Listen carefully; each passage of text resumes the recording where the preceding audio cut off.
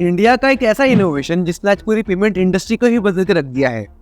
UPI unified payments interface एक ऐसा instant real time payment system जिससे आप किसी के बैंक अकाउंट में पैसा भेज सकते हो अपने बैंक अकाउंट से using just a mobile phone, जिसको एनपीसीआई ने डेवलप करा था, national payment corporation of India, in 2016। And तब से ही इस रेवोल्यूशनरी पेमेंट सिस्टम ने एक आम आदमी की जिंदगी को बदल दिया है कम्प्लीटली।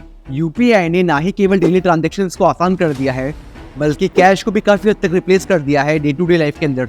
यूपीआई की सक्सेस के पीछे काफी बड़ा हाथ है उसके सेफ और सिंपल प्रोसेस का, जिसमें आपको बस एक क्यूआर कोड को स्कैन करना है और आपके बस एक सिंगल क्लिक के ऊपर पैसा ट्रांसफर हो जाएगा आपके बैंक अकाउंट से सामने वाले के बैंक अकाउंट में using just a mobile phone. NPCI के डाटा के अकॉर्डिंग इंडिया के अंदर सिर्फ अक्टूबर के महीने में 11 बिलियन ट्रांजेक्शन्स हुई थी सिर्फ यूपीआई की मदद से, जिसकी कुल मिला के वैल्यू थी 17.16 लाख करोड़।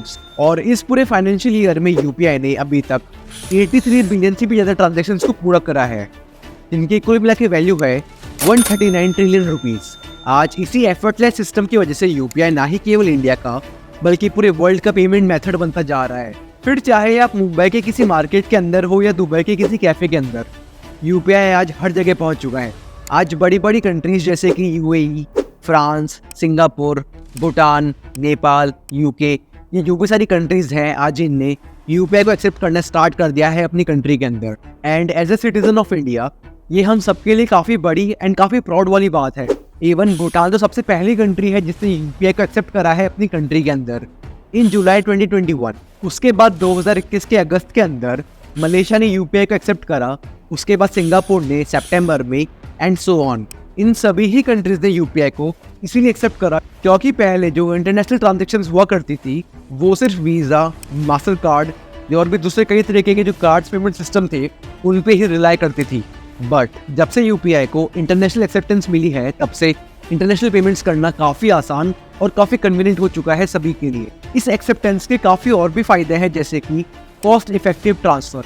इसका मतलब ये है कि पहले जो क्रॉस बॉर्डर पेमेंट्स हुआ करती थी उनके साथ में कई तरह की कॉस्ट ऐड ऑन हो जाती थी, बट यूपीआई की मदद से ये जो भी कॉस्ट होती है क्रॉस बॉर्डर पेमेंट्स के लिए वो ऐड ऑन नहीं होती है, जिसकी वजह से यूज़र को काफ़ी अफोर्डेबल हो जाता है यूपीआई को यूज़ करना। तीसरा फायदा है स्टैंडर्डाइजेशन ऑफ पेमेंट सिस्टम। अभी क्या है ना कि हर कंट्री के पास अपने अपने तरीके हैं पेमेंट्स को हैंडल करने के लिए, जो कि काफ़ी ज़्यादा कंफ्यूजिंग है। बट यूपीआई के इंटरनेशनल जाने से क्या होगा कि यूपीआई एक स्टैंडर्ड मोड बन जाएगा पेमेंट्स को रिसीव और हैंडल करने के लिए, जिससे इवेंचुअली जो इंटरनेशनल ट्रांजेक्शन होंगी उनको करना काफ़ी आसान और काफ़ी कन्वीनियंट हो जाएगा सभी के लिए। इवन यूपीआई की सक्सेस को देखकर 2019 के अंदर गूगल ने भी यूएसए के फेडरल रिजर्व बैंक को सजेस्ट करा था कि आप भी यूपीआई के जैसा कुछ सिस्टम बनाओ अपने FedNow के लिए, जो कि यूएसए का रियल टाइम पेमेंट सिस्टम है। बट यूपीआई को इंटरनेशनल ले जाना बिल्कुल भी आसान नहीं था इंडियन गवर्नमेंट के लिए। इस पूरे सफ़र में काफ़ी सारी दिक्कतें आई। पहली थी रूल्स एंड रेगुलेशन कन्फ्यूजन। इसका मतलब ये है कि जब भी आप यूपीआई की मदद से किसी भी दो कंट्रीज के बीच में ट्रांजेक्शन करते हो तब आपको उस कंट्री के रूल्स एंड रेगुलेशन को फॉलो करना होता है, क्योंकि हर कंट्री के पास अपने सेट ऑफ रूल्स हैं। तो उन सभी रूल्स के साथ में यूपीआई को इंटीग्रेट करना वाज नॉट इजी। दूसरा जो सबसे बड़ा चैलेंज था वो था मनी वैल्यू चेंजेस। इसका मतलब ये है कि जब भी आप दो कंट्रीज के बीच में लेन देन करते हो पैसों का, तो हो सकता है कि एक कंट्री की जो करेंसी है वो ज़्यादा पावरफुल हो और एक कंट्री की जो करेंसी है वो कम पावरफुल हो, जिससे पैसों की जो वैल्यू है वो ऊपर नीचे हो सकती है।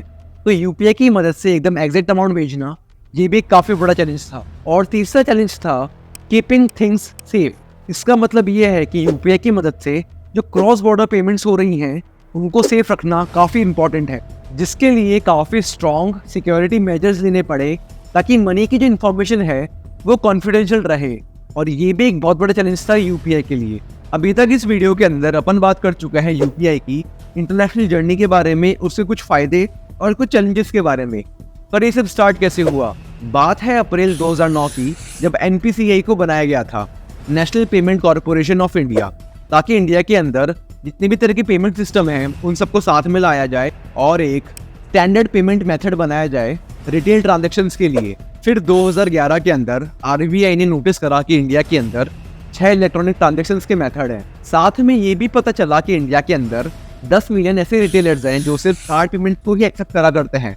और लगभग 145 मिलियन ऐसी फैमिलीज हैं जिनके पास किसी भी तरह का बैंकिंग सर्विस का एक्सेस तक नहीं है। इस इंफॉर्मेशन ने एक काफ़ी बड़े चैलेंज को हाईलाइट करा, क्योंकि इंडिया के अंदर एक काफ़ी बड़ा नंबर था ऐसे लोगों का जिनके पास ना ही या तो बैंकिंग सर्विसेज की फैसिलिटीज़ हैं और ना ही इलेक्ट्रॉनिक ट्रांजेक्शन की फैसिलिटीज़ हैं। इलेक्ट्रॉनिक पेमेंट्स को बढ़ावा देने का एक और सबसे बड़ा रीज़न ये भी है कि इंडिया के अंदर काफ़ी ज़्यादा ब्लैक मनी और करप्शन बढ़ रहा था, क्योंकि मोस्टली सारे ही जो इलीगल काम है ये कैश में होते हैं इसी वजह से। उसके बाद 2012 में आरबीआई ने एक प्लान को इंट्रोड्यूस करा 4 सालों के लिए, जिसका एम होगा कि इंडिया के अंदर एक ऐसा पेमेंट सिस्टम बनाया जाए जो कि सेफ हो, सिक्योर हो और ऑफिशियली ऑथराइज भी हो। और फाइनली 2016 के अंदर यूपीआई लॉन्च हो जाता है पब्लिक यूज़ के लिए। यूपीआई के पीछे जो पूरी कोर टेक्नोलॉजी है वो काफ़ी ज़्यादा सिंपल है। ये सिर्फ पुश और पुल मैकेनिज्म पर काम करती है। फॉर एग्जाम्पल, पैसा भेजने के लिए यूज़र को एक यूपीआई इनेबल ऐप को यूज़ करना पड़ता है, जैसे कि फ़ोनपे, पेटीएम या गूगल पे, और उसको सामने वाले की डिटेल डालनी पड़ती है, जैसे कि उसकी यूपीआई आईडी या फिर उसका मोबाइल नंबर। फिर आपको एक अमाउंट को डालना पड़ता है जो कि आप चाहते हो कि सामने वाले के अकाउंट में चला जाए। उसके बाद में आप अपना बैंक अकाउंट या तो वॉलेट को चूज करते हो जिससे आप चाहते हो कि आपका पैसा कटे, एंड लास्ट में आपको बस अपना फाइनली यूपीआई पिन को एंटर करना होता है एंड पेमेंट को प्रोसेस कर देना होता है। आप जब इस पेमेंट को प्रोसेस कर देते हो अपनी तरफ से, उसके बाद में ये जो रिक्वेस्ट होती है पेमेंट की, ये जाती है पीएसपी के पास में। अब आप पूछोगे कि पीएसपी क्या होता है? पीएसपी यानी पेमेंट सर्विस प्रोवाइडर। ये एक काफ़ी बड़ा रोल प्ले करता है पूरे यूपीआई के इकोसिस्टम के अंदर। ये एक मिडलमैन की तरह काम करता है between UPI platforms and banks. PSP का काम होता है टू अश्योर दैट कि फंड्स इजीली ट्रांसफर हो जाए from person A to person B. For example, person A ने अपनी तरफ से पेमेंट को एग्जीक्यूट कर दिया है।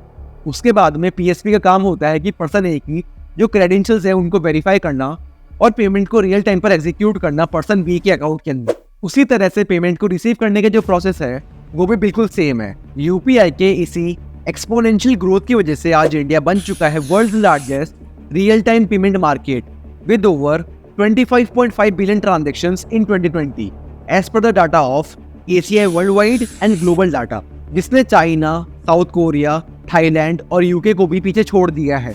बट यूपीआई आज इतना सक्सेसफुल नहीं हो पाता अगर मार्केट में ऐप्स जैसे कि पेटीएम, फ़ोनपे या गूगल पे नहीं होते तो।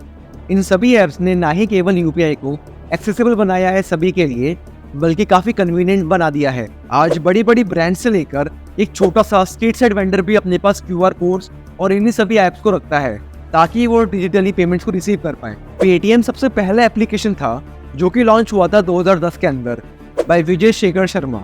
फिर 2015 में फोन पे आया और 2017 के अंदर गूगल पे आया इंडिया के अंदर, ऑल्सो नोन एज जीपे। इन सभी ऐप्स ने यूपीआई को काफ़ी ज़्यादा प्रमोट करा, क्योंकि पहला पॉइंट था ये थे काफ़ी यूज़र फ्रेंडली एंड एक्सेसिबल। क्योंकि अब वो दिन गए जब बैंक के थ्रू पैसा भेजने के लिए काफ़ी ज़्यादा कॉम्प्लेक्सिटी होती थी। इन सभी यूपीआई ऐप्स का ना ही केवल इंटरफेस काफ़ी ज़्यादा यूज़र फ्रेंडली होता है, बल्कि ये काफ़ी मल्टीपल लैंग्वेज में भी अवेलेबल होता है एंड आपके बस एक सिंगल क्लिक के ऊपर आप पैसा भेज या रिसीव कर सकते हो मोबाइल के थ्रू। इसका मतलब इन ऐप्स को कोई भी इस्तेमाल कर सकता है, फिर चाहे उसको टेक्निकल नॉलेज हो या ना हो। दूसरा पॉइंट है features and value added services. UPI apps की मदद से आप ना ही केवल बस अपने पैसों का लेन देन कर सकते हो, बल्कि यहाँ पर आपको काफ़ी और भी तरीके के फीचर्स प्रोवाइड किए जाते हैं, जैसे कि मोबाइल को रिचार्ज कराना, ऑनलाइन मूवीज को टिकट बुक कराना, इन्वेस्टमेंट करना और इवन ऑनलाइन शॉपिंग भी ऑफर की जाती है आपको। ये ऐप्स आपके सारे फाइनेंशियल नीड्स को कवर कर देते हैं, जिससे आपका इंटरेस्ट बना रहता है इनको और भी एक्सप्लोर करने के बारे में। अगला पॉइंट है इंटरऑपरेबिलिटी एंड कन्वीनियंस। इस पॉइंट को मैं आपको एक एग्जांपल से समझाता हूँ। फॉर एग्जांपल, आप पेटीएम यूज करते हो एंड आपको किसी ऐसे पर्सन को पैसा भेजना है जिसके पास फोन पे है। इस केस के अंदर भी आप पैसा इजीली भेज सकते हो, क्योंकि सारे ही जो यूपीआई ऐप्स हैं ये आपस में इंटरकनेक्टेड है। इससे यूजर का जो एक्सपीरियंस होता है वो काफ़ी ज़्यादा अच्छा होता है, क्योंकि यूज़र को एक पर्टिकुलर ऐप के लिए अलग से परेशान नहीं होना पड़ता है। इससे यूज़र अपने कन्वीनियंस के अकॉर्डिंग किसी भी यूपीआई ऐप का यूज़ कर सकता है पैसों का ट्रांजैक्शन करने के लिए। अगला पॉइंट है प्रमोशनल ऑफर एंड कैशबैक। जब भी एक यूज़र इन ऐप्स के थ्रू पेमेंट करता है तब उसको अट्रैक्टिव ऑफर्स एंड रिवॉर्ड्स मिलते हैं एंड समटाइम इवन कैशबैक भी दिया जाता है, जिससे यूज़र काफ़ी ज़्यादा मोटिवेटेड होता है एंड इन ऐप्स को कंटिन्यू यूज़ करता रहता है, जिससे eventually digital payments and economy को बूस्ट मिलता है। इन सभी यूपीआई ऐप्स का इंडिया के ऊपर काफ़ी ज़्यादा पॉजिटिव इम्पैक्ट पड़ा है। सबसे पहला और सबसे बड़ा जो इम्पैक्ट पड़ा है वो है डिपेंडेंसी ऑन कैश। इंडिया के अंदर जब से यूपीआई वाइड स्प्रेड हुआ है तब से डिपेंडेंसी काफ़ी कम हो चुकी है कैश के ऊपर से, जिससे रिस्क भी काफ़ी कम हो चुका है फेक करेंसी का। अगला है ट्रांसपेरेंसी एंड अकाउंटेबिलिटी। जब भी आप यूपीआई की मदद से कोई पेमेंट करते हो तो वो अपने साथ में एक सबूत छोड़ती है, यानी कि डिजिटल ट्रायल छोड़ती है, जिससे फाइनेंशियल ट्रांजैक्शंस में ट्रांसपेरेंसी को बढ़ावा मिलता है and corruption and fraud activities जो होती हैं वो कम होती है। अगला जो पॉजिटिव इम्पैक्ट है वो है प्रमोशन इन कैशलेस ट्रांजैक्शंस। यूपीआई एप्स ने काफ़ी ज़्यादा इंकरेज करा है टुवर्ड शिफ्टिंग कैशलेस ट्रांजैक्शंस, जिससे कैशलेस इकोनॉमी में भी काफ़ी ज़्यादा कंट्रीब्यूट हुआ है। इसके काफ़ी सारे फ़ायदे हैं, बट सबसे बड़ा जो फ़ायदा है वो ये है कि जो फिजिकल कैश होता है उसको प्रिंट करने में जो कॉस्ट होती है वो काफ़ी हद तक कम हो चुकी है। इससे आप समझ सकते हो कि इंडिया के अंदर एक यूपीआई के आ जाने से कितने सारे बड़े बड़े बदलाव हुए हैं। एट लास्ट यूपीआई की जो सक्सेस है, फिर चाहे वो इंटरनेशनली हो या फिर नेशनली, उसके पीछे इंडियन गवर्नमेंट का काफ़ी बड़ा हाथ है। यूपीआई बस एक पेमेंट सिस्टम नहीं है बल्कि भारतीय कहानी का हिस्सा है टुवर्ड्स इट्स ग्लोबल इनोवेशन। तो आज के लिए बस इतना ही। अगर आपको ये वीडियो देखकर थोड़ी भी नॉलेज या थोड़ा भी जानने को मिला है तो ज़रूर इस वीडियो को लाइक करना, मेरे चैनल को सब्सक्राइब करना, और हाँ, यही कहीं पर एक वीडियो आ रही होगी, उसके अंदर मैंने बताया है इंडिया के चिकन नेक के बारे में, जो भी है सिलीगुड़ी कॉरिडोर। क्योंकि अगर इस पॉइंट को ब्लॉक कर दिया जाए तो इंडिया का कनेक्शन टूट जाएगा नॉर्थ ईस्टर्न स्टेट के साथ में, और इस पॉइंट के ऊपर काफ़ी लंबे टाइम से नज़र है चाइना की। तो नॉलेज के लिए ज़रूर देख